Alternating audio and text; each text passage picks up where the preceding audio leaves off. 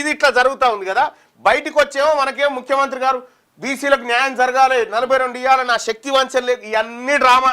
ఇగో ఇదేం చేసింది, establishment appointment of Shri Papireddy principal district and session judge Mahabubnagar as secretary to government legal affair, legislative affair and justice, law department and deputation basis మీద ఇగో ఆయన తీసుకొచ్చి వేసిరు. ఇది చూసిరు కదా, పాపిరెడ్డి అనేట ఆయన లా సెక్రటరీగా తీసుకొచ్చి వేసిరు. ఒక బీసీ లేడా లా సెక్రటరీకి కూడా పనికిరాడా బీసీ? ఎంతమంది ఉన్నారు ఇక్కడ? అడ్వకేట్ జనరల్కు పనికిరాలే బీసీ, అడిషనల్ అడ్వకేట్ జనరల్లో బీసీలు లేరు. మొత్తం రెడ్లతో నింపుకొని ఇవాళ బీసీల జపం మీదికి ఎందుకు చెప్తున్నారు? ఇంకా ఎన్రోల్ చేస్తారు ఈ యాక్టింగ్. మా బీసీ ఐఏఎస్ ఆఫీసర్లు, మా బీసీ ఐపీఎస్ ఆఫీసర్లు, మా బీసీలకు సంబంధించినటువంటి ఉత్తగా రాలే, వాళ్ళు కష్టపడి వచ్చినారు. కష్టపడి వచ్చిన వాళ్ళని ఇలా కనీసం చీఫ్ సెక్రటరీ కదా కుర్చీ దిక్కు కూడా చూడాలి ఈ అగ్రవర్ణ ప్రభుత్వాలు. అందుకోసం ప్రజలారా, బీసీ ప్రభుత్వం వస్తేనే బీసీ అధికారులకు ఎక్స్టెన్షన్లు దొరుకుతాయి. బీసీ ప్రభుత్వం వస్తేనే BC IAS officer chief secretary కాగలుగుతాడు, ఐపీఎస్ ఆఫీసర్ డీజీపీ కాగలుగుతాడు. డీజీపీ తీసుకో. తెలంగాణ రాష్ట్రంలో మొదటి డీజీపీ అనురాగ్ శర్మ, ఆయన కొన్ని రోజుల తర్వాత ఎవరు మహేందర్ రెడ్డి 5 ఏళ్ళు లేకంగా 7 to 23 వరకు 22 వరకు చేసిండు మహేందర్ రెడ్డి. ఆ తర్వాత అంజన్ కుమార్, ఆ తర్వాత జితేందర్, వీళ్ళు ఒక్క బీసీ లేడు. ఇక వీళ్ళ ఎట్లుంటుంది అంటే చూడు, ఇప్పుడు రాచకొండ సిపి ఉన్నాడు, ఎవరు? సుధీర్ బాబు రాచకొండ సిపి ఉన్నాడు కదా. సిపి పవర్ఫుల్గా ఈ సిపి కోరలు మీకేసి కింద రెడ్డి ఆమెను పెట్టిరు.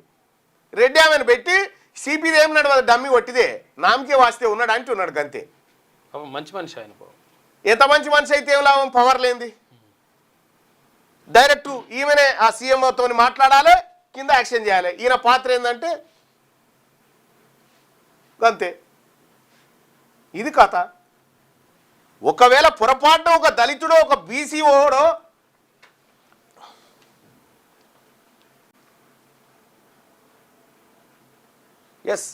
ఏపీలో ఉన్నటువంటి దయానంద్ యాదవ్, సారీ నేను పద్మశాల అనుకున్న, యాదవ్ మన బీసీ బిడ్డ, ఏపీలో చీఫ్ సెక్రటరీగా ఉన్నాడు. ఇక్కడ ఎట్టి పరిస్థితిలో కానియారు. ఇక్కడ ఒక దళితుడో ఒక బీసీనో చీఫ్ సెక్రటరీ ఇప్పుడు ఆయన Burra Venkatesham education principal secretary ఉండే, ఆయన కింద రెడ్డి ఆయన తెచ్చిపెట్టారు. మళ్ళీ అంటే వీళ్ళది ఏమి నడవదు, వట్టిదే డమ్మి. నరసింహారెడ్డి అని ఉండే, మళ్ళీ రెడ్డి ఆయన తెచ్చిపెట్టారు కింద.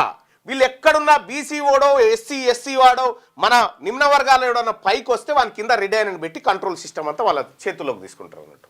ఇగో ఇది జరుగుతున్న కుట్ర. ఏమన్నా పవర్స్ ఉన్నాయా రాచకొండ సిపి గారు మీ దగ్గర? ఏమన్నా మీరు చెప్తే ఎవడన్నా వింటుండా? ఎందుకు మరి మనకు అది ఈ ఆత్మగౌరవం లేని పోస్టులు? ఇదే సివి ఆనంద్ గారు సిపిగా వెళ్ళిపోయి మళ్ళీ సిపి అయిండు. ఒక బీసీ బిడ్డకు ఛాన్స్ వస్తుంది అట్లా? ఎంతమంది సిపిలుగా పనిచేసారు? ఈ లెక్కలు తీయాలి, సివి ఆనంద్ గారు ఈ లెక్కలు తీయాలి.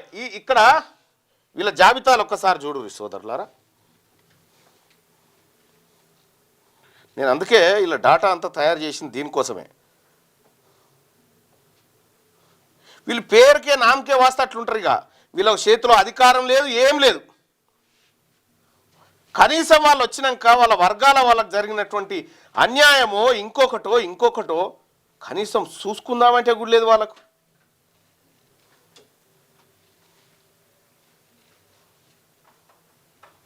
ఇది ఓపెన్ చేయి, ఈ ఫైల్ ఓపెన్ చేయి.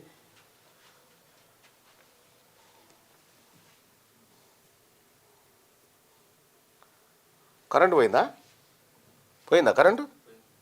Very good. జై తెలంగాణ, జై కాంగ్రెస్. కరెంటు పోతే కాంగ్రెస్ అనాలి.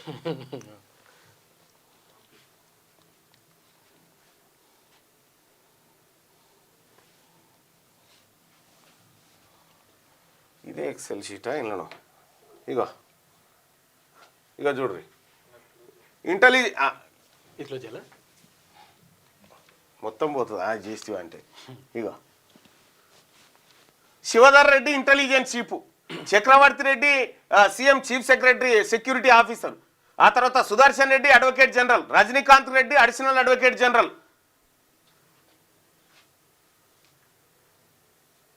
వీళ్ళు ఎమ్మెల్యేలు ఎక్కడ చూసినా వాళ్ళే, ఎక్కడ చూసినా. ఒకవేళ ఇంకా వెనకాల ఈయన ఈ రెడ్డి గారు రిటైర్ అయితే ఇంకో రెడ్డి గారు వెనక లేకపోతే ఈయనకే ఎక్స్టెన్షన్ తప్ప ఇంకా వెనక బీసీ వాడో ఎస్సీ వాడో ఎస్టీ వాడో ఉంటే ఇచ్చే పరిస్థితే లేదు. మున్సిపల్ మేయర్లు ఎక్కడ అవకాశం దొరికినా వచ్చి కూర్చుంటా ఉన్నారు. ఇవి జెడ్పీటీసీలు. నేను ఐఏఎస్ ఐపీఎస్లది డాటా తీసింటి, ఎవరెవరు ఎక్కడ ఏ పొజిషన్లో కూర్చున్నారు ఏం కథ అనేది. సీఎం ఆఫీస్ అంటే చీఫ్ మినిస్టర్ ఆఫీస్, ముఖ్యమంత్రి కార్యాలయం. రేపు చెప్తా, తీస్తా. తీసి వాళ్ళ పోస్టింగ్లు ఎట్లున్నాయో చూడ్రి. ఇక్కడ బీసీలు ఎంత పెద్దగా వచ్చినా ఎంత అనుభవం ఉన్నా వాళ్ళకి మంచి పోస్టింగులు లేవు. ఒకవేళ పోస్టింగ్ ఇచ్చినా ఏదో అడపా దడప మైనింగు, దేవాదాయ, ఇవి మైనింగ్ కూడా ఇయ్యరు, దేవాదాయ, ధర్మాదాయ, క్రీడలు, సాంస్కృతిక శాఖ, ఇవేమో బీసీలకు మారేస్తూ ఉంటారు. బీసీలకు బిచ్చం వేసినట్టుగా బీసీ అధికారులకు. మీరేమో మంచిగా మంచి ఆయమున్నాయాన్ని తీసుకొని మీ పనులు మీరు చేసుకుంటూ ఉంటారు. ఏమున్నది పేరుకు? ఏం పాడైంది? బీసీలకు ఏమొచ్చింది? రాష్ట్ర ప్రభుత్వం ఈ రాష్ట్రం ఏమి ఇయ్యలే, ఈ దేశం కూడా మా బీసీలకు చేస్తుంది ఏమీ లేదు. మాకు రిజర్వేషన్ కావాలంటే ఆడకొర్రీలు పెడతారు. మాకు ఈడ చదువుకొని కష్టపడి కాంపిటీషన్లో పోటీపడి ఈడికి వస్తేనేమో ఈడ పోస్టింగులు లేవు, తీసుకుపోయి ఆడ బారేస్తారు మూలకు. మా ఐఏఎస్ అధికారులు ఎటు పోవాలి? మా ఐపీఎస్ అధికారులు ఎటు పోవాలి? మా గ్రూప్ 1 ఆఫీసర్లు ఎటు పోవాలి? లేదా అవకాశం లేదా? మొత్తం మీద రాజ్యం. బీసీ ప్రజలారా, ఒక్కటి కాదు వీళ్ళు చేస్తున్న కార్యక్రమం. ఇది ఇంత లొల్లి జరుగుతుండగానే మళ్ళా తీసుకొచ్చి పాపిరెడ్డిని లా సెక్రటరీ చేసిరు, ఈయనకి ఎక్స్టెన్షన్ ఇచ్చారు. ఒక బీసీ ఓన్కి అయితే ఇస్తారా? ఒక ఎస్సీ బిడ్డ చీఫ్ సెక్రటరీ అయితే 58 రోజులు కూడా ఉంచలే వీళ్ళు. ఇలా కళ్ళు మండి తీసి పారేసారు. ఒక ఎక్స్టెన్షన్ తీసుకురావాలి. పేరు పోతున్నావు కదనే, సేవలు చేసినావు, మీకు ఒక ఫేర్వెల్ పార్టీ చేస్తామని కూడా చేయలే గది. అందుకోసమే మనకి అన్నిటికీ పరిష్కారం ఒకటే, ముఖ్యమంత్రి పీఠం మీద బీసీ కూర్చోవాలి. అప్పుడు ఎస్సీ ఎస్టీ బీసీలు అందరికీ, ఎస్సీ ఎస్టీ బీసీలు అప్పుడు ఉన్నత స్థానాల్లోకి వస్తారు. తెలివి ఉన్నా లేకపోయినా తెచ్చి కూర్చుని పెడతారు. ఇప్పుడు మన నెత్తి మీద వీళ్ళని నామినేటెడ్ పోస్టులుగా డైరెక్ట్ కూర్చోబెట్టి, డైరెక్ట్ ముఖ్యమంత్రి అనుకుంటే ఏదేం మొత్తం ముఖ్యమంత్రి చేస్తా ఉన్నాడు. ఇది మొత్తం రెడ్లతో భర్తీ చేస్తా ఉన్నాడు. ఇగో ఈయనని ఎక్స్టెన్షన్ ఇచ్చారు. ఈయనకు గవర్నమెంట్ ఆఫ్ ఇండియా ఎక్స్టెన్షన్ ఇస్తే ఈయనకి ఎక్స్టెన్షన్, ఈయనను డిప్యుటేషన్ కింద పట్టుకొచ్చింది. చూడు ఎంత ఘోరంగా జరుగుతుందో చూడరి. సమాచార శాఖ భర్తీ చేస్తే ఆర్టీఐ కమిషన్ ఒక్క బీసీ లేడు, ఒక్క బీసీ. మళ్ళీ మీదికేమో బీసీలకు ఏంది? రాహుల్ గాంధీ గారు, నువ్వు చెప్పేదేంది? ఈడ జరిగేదేంది? ఏమన్నా పొంతనుందా? ఎవడన్నా నమ్ముతాడా కాంగ్రెస్ పార్టీని రేపు పొద్దుగాల? జిస్కి జిత్ని ఇస్సేదారి ఉస్కి ఉత్ని భాగేదారి అని చెప్పి మీరు చెప్తా ఉంటారు కదా. ఇవన్నీ కేవలం డైలాగులే, ఈడ ఏం పనికొత్తలేవు. ఎవరికెంతో వాళ్ళకంత వాటా అంటే మా బీసీ అధికారులు ఇంకా నయమయ్యా. మొత్తం బీసీ అధికారులు ఇటీవల కాలంలో ఎంతమంది ఏసీబీకి ట్రాప్ అవుతా ఉన్నారు? వాళ్ళే. ఆ దొరవార్ల ఆ రెడ్ల గారి రాజ్యంలో బలయ్యేది బీసీ ఎస్సీ ఎస్టీలే, ఇంకెవడు బలిగాడు? వీళ్ళే బలవుతారు. అందుకోసమే బీసీ ఉద్యోగస్తులారా, మనలో ఐక్యత ఉద్యోగస్తుల రావాలి, ప్రజల్లో వచ్చింది. ఇలా ప్రజలంతా బీసీలుగా ఒక్కటైతా ఉన్నారు. బీసీ ఉద్యోగస్తులారా, మనం కూడా ఒక్కటి కావాల్సిందే. మన రాజ్యం కోసం మన ప్రజల కోసం పాటుపడాల్సిందే. ఎక్కువ రోజులు బతకరు పోయి గుర్తుపెట్టుకోరి, ఎక్కువ రోజులు బతకరు. బీసీలకు జరుగుతున్నటువంటి అన్యాయం అధికారులుగా చదువుకున్న వాళ్ళుగా మీరు కదా దాన్ని ఎదుర్కోవాల్సింది. మార్గనిర్దేశం చేయాలి, మీరు మార్గనిర్దేశకం చేయండి. అందుకోసమే బీసీలకు రాజకీయ పార్టీ వస్తే తప్ప బతుకులు మారాయి, బీసీలకు రాజ్యాధికారం వస్తే తప్ప బతుకులు మారదన్న ఉద్దేశంతో రాజకీయ పార్టీని తీసుకొస్తా ఉన్నాము. ఈ ఎన్నికల్లో పోటీ చేయబోతా ఉన్నాము. మీ ఓట్లయితే మాకొద్దు పరిగా, మీ ఓట్లు మాకొద్దు, మీ పెత్తనమే మాకొద్దు. మా ఓటే మాకు మస్తు. మా సోదరులు ఎస్సీ కులాలు, మా ఎస్టీ కులాలు, మా మైనారిటీ కులాల బిడ్డలు మాకు ఇంకా అడిషనల్ ఇంకా మిగులుతాయి ఓట్లు, మస్తు ఇంకా మిగులుతాయి. చిన్న వార్డు మెంబర్ గెలవలేరు మీరు. ఇదే కామారెడ్డి కాడ కామారెడ్డి కాడ ముదిరాజుల జనాభా మొత్తం వన్ సైడ్ ఉంటే ఎమ్మెల్యే ఇంకా దాన్ని ఎదుర్కొనే శక్తి ఎవరికి లేదు. అక్కడ ఒక పెరక బిడ్డ గంప గోవర్ధన్ పోటీ చేస్తే ఇలా కళ్ళు మండి కేసీఆర్ ఆయన టికెట్ గుంజుకొని ఒక బీసీ బిడ్డ టికెట్ గుంజుకొని బీసీఓనికి టికెట్ లేకుండా చేసిండు. అక్కడ ఈయన పోయి ఎవరు రేవంత్ రెడ్డి పోయి అక్కడ ఒక్కరికి బీసీ కూడా ఇవ్వకుండా ఈయననే పోటీ చేసిండు. ఇద్దరు సిగ్గుపోయింది. ఇక బీజేపీ నుంచి వెంకటరమణారెడ్డి అయినా ఓట్లేమో ముదిరాజులే బీసీలే,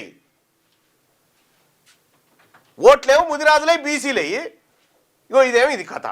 ఇక్కడ నిన్న ముక్కలుగా నరికిండు కదా మహేందర్ రెడ్డి అంటాడు.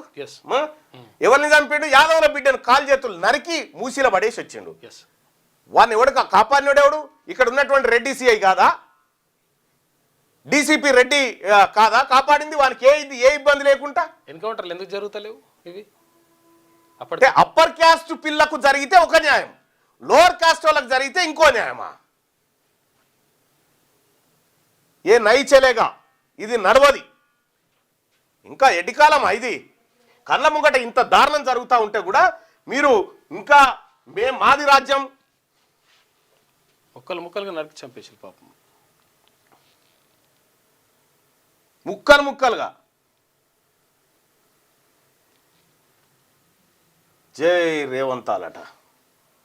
గంగారెడ్డి కుడుకల గంగారెడ్డి చెప్తున్నాడు జై రేవంత్ రెడ్డి అని చెప్తా ఉన్నాడు. వాస్తవమే కదా, వాళ్ళ దానిలో వాళ్ళు పొగుడుకుంటారు, మనకు ఉండాలి కదా.